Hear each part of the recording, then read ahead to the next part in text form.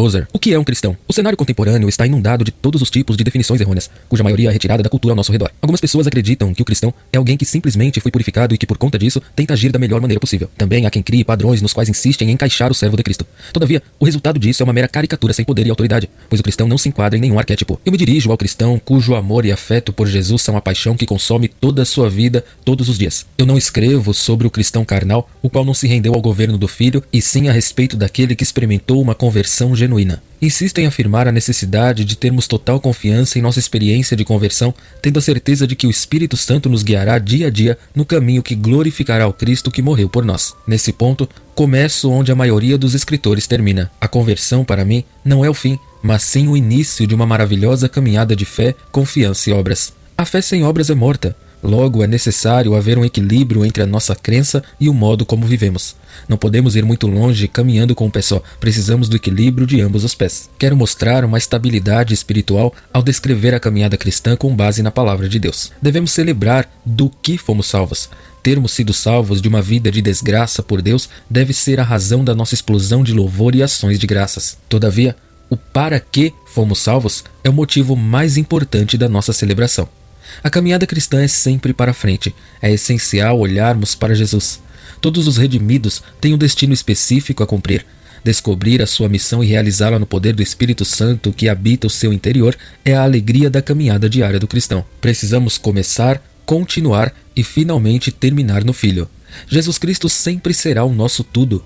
Qualquer coisa fora dele não faz parte da vida e da caminhada cristã. A preciosidade do plano redentor de Deus revela o quanto ele nos valoriza. A salvação não é casual para o Pai. Portanto, nós também não devemos entendê-la dessa maneira. Eis uma das minhas ilustrações favoritas. Não podemos inserir uma moeda em uma máquina, puxar uma alavanca, retirar uma caixa de salvação e continuar nossa caminhada como antes. É revolucionário o que a salvação faz com a pessoa que abraça Jesus Cristo, tornando a sua caminhada a partir daquele momento nada menos do que miraculosa. O cristão extraordinário é o reflexo da glória da salvação no mundo ao seu redor. Ele, assim como a redenção, é precioso e maravilhoso. A salvação não é um fim em si mesma, mas sim um plano que permite ao homem voltar ao centro do amor e do favor de Deus. Tudo que diz respeito ao servo de Cristo reflete a glória da sua salvação, e então todo o céu olha com orgulho para essa criatura curiosa cristã. O homem que professa sua fé em Cristo Jesus é capaz de suportar tudo que tentar atingi-lo, inclusive todos os tipos de heresia que tem infestado a igreja desde o seu começo. O cristão extraordinário está neste mundo, mas não pertence a este lugar. Portanto, a maneira como ele vive diante dos não salvos é crucial. Não importa o que aconteça, o cristão está acima de toda adversidade e pode descansar na segurança do Filho de Deus, o vitorioso, devido à sua posição no Cordeiro que está sentado nas regiões celestiais. Ninguém, nada, nenhuma circunstância pode prejudicar um homem bom. Esse homem bom é imortal. Ainda que o destino terreno tenha um fim, o destino herdado por meio da salvação continuará para sempre. O cristão acredita no invisível. 1 Pedro 1:8, ao qual não havendo visto há mais, no qual não vendo agora, mas crendo, vos alegrais com gozo inefável e glorioso. De todos os apóstolos, Simão Pedro, em minha opinião, é o que mais se destaca. Sua vida e seu ministério constituem um interessante objeto de estudo. Sendo um dos discípulos mais fascinantes, ele era declaradamente devotado ao Senhor, por quem esteve sempre disposto a morrer. Eu poderia questionar algumas de suas atitudes reveladas nas Escrituras, mas, no fundo, Pedro era radicalmente comprometido com o Senhor Jesus Cristo, razão pela qual nutro tamanha admiração por esse homem. De modo geral, ele não sabia como demonstrar o seu amor pelo Senhor.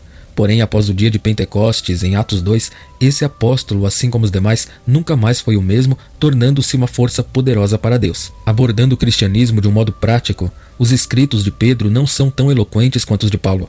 Suas palavras apresentam a verdade de uma maneira compreensível ao cristão comum, não se elevando em momentos de êxtase e oratória, tal qual as de Paulo. Ao ler suas epístolas, posso praticamente ouvi-lo pregar sermões bíblicos simples e funcionais. Na linguagem do homem comum, Pedro escrever em suas cartas a respeito dos cristãos extraordinários e indestrutíveis dos quais ele fez parte.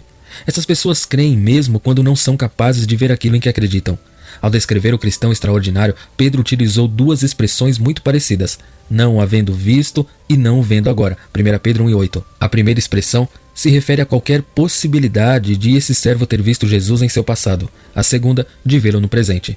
Os cristãos, uma vez espargidos com o sangue do Cordeiro, pertencem a Deus pela santificação do Espírito e creem naquilo que não podem ver ou nunca viram. Há certo provérbio antigo que diz: ver é crer.